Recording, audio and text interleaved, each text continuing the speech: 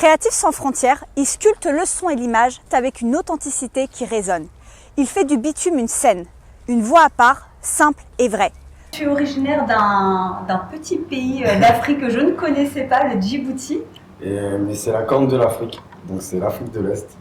Et c'est un pays qui est très très stratégique au niveau militaire, et du coup c'est un petit pays, mais pour moi très puissant, et au niveau international très puissant aussi. Je suis né là-bas, ouais.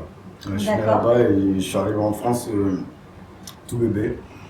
Et j'ai grandi en France jusqu'à l'âge de 15 ans. Les voyages, c'est par rapport à ta musique ou c'est une passion personnelle? Déjà, les voyages, c'est parce que je viens d'une génération où c'était pas toujours facile l'assimilation en France, pour être honnête. Je trouvais pas trop ma place en tant qu'ado.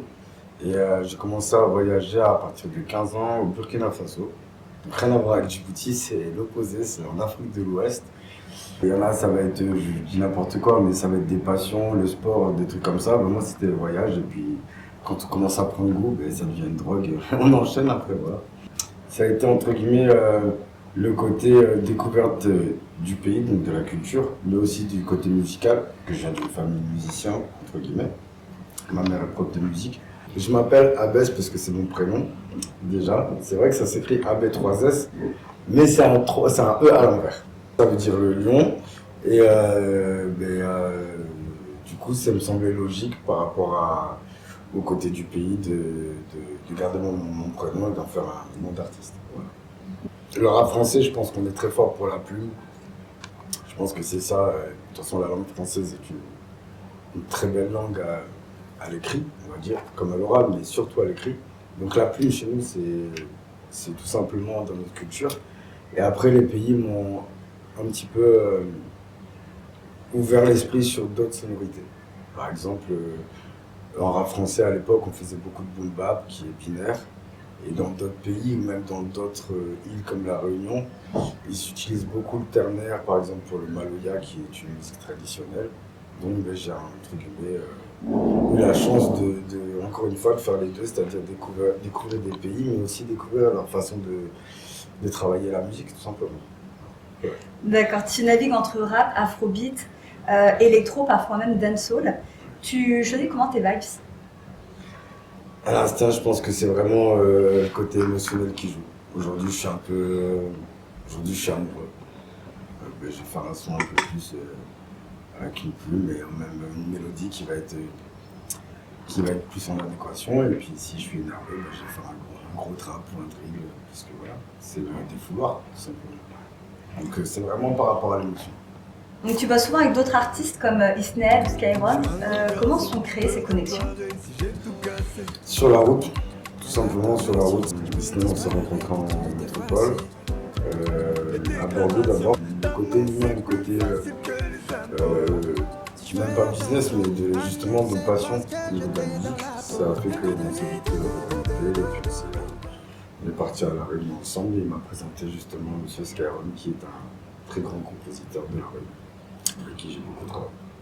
Ton dernier son s'appelle Gros Bonnet. Ouais. Qu'est-ce que tu veux transmettre avec ce son? On peut très bien côtoyer des gens aujourd'hui qui sont devenus, je ne sais pas, médecins, avocats, ou bien alors qui ont évolué dans un milieu un petit peu plus opaque. Et Gros Bonnet, c'était juste une salutation à tous ceux qui ont réussi dans leur domaine. Sur scène, tu as une vraie présence. Qu'est-ce que tu veux faire vivre à ton public? Je crois que sur scène, c'est l'endroit au monde, à part peut-être dans mon pays, où est-ce que je me sens mieux. Et soyez à la bonne place, c'est tout. Moi, je me sens pas bien dans la foule. Donc, il fallait que je monte sur scène, c'est tout. Je suis un artiste indé qui travaille avec des compositeurs de La Réunion, avec des réalisateurs du Maroc, avec des studios en Belgique. Tout ça colle avec mes voyages. Donc c'est l'humain avant tout. Et après je pense que j'ai ce truc-là de motiver les gens, hein, de les ramener, de les lier à ma cause.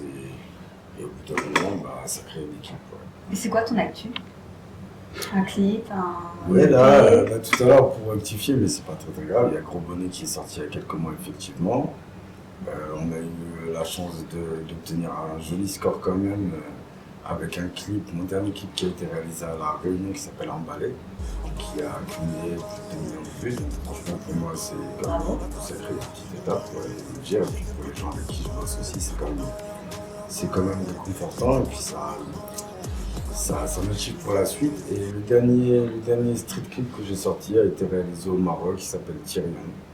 Je vous invite à aller le voir, Tyrion pour les fans de Game of Thrones. Ceux qui ont la rêve, c'est que c'est un petit peu qui a fait beaucoup dans la série. Donc c'était pour moi une référence. Et il a été réalisé au Maroc, dans la ville de Salé, qui je salue tout le monde, parce que c'est un sacré pop qui m'a bien accueilli. Et voilà. Donc on peut retrouver ça sur ma chaîne YouTube. Qu'est-ce qu'on peut te souhaiter pour la suite, hein?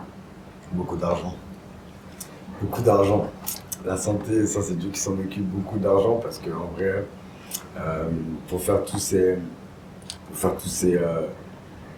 projets, on va dire que c'est tellement banal de se souhaiter le meilleur. Moi je sais ce qui me manque, je sais ce qui manque à mes équipes, et puis de toute façon c'est juste aussi pour rigoler, on verra tous les ans. Voilà. Donc, l'argent après le reste on s'en occupe, c'est bon. Pour conclure cette interview, Oui.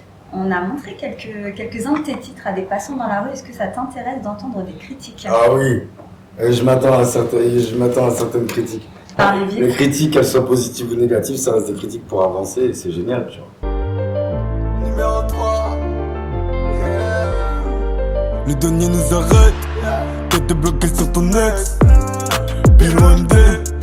Enfile-toi ça dans la schneck. T'es dans la TC. La regret dans la tête. J'étais pas dans la CC. Direct dans la caisse. Mais j'aime bien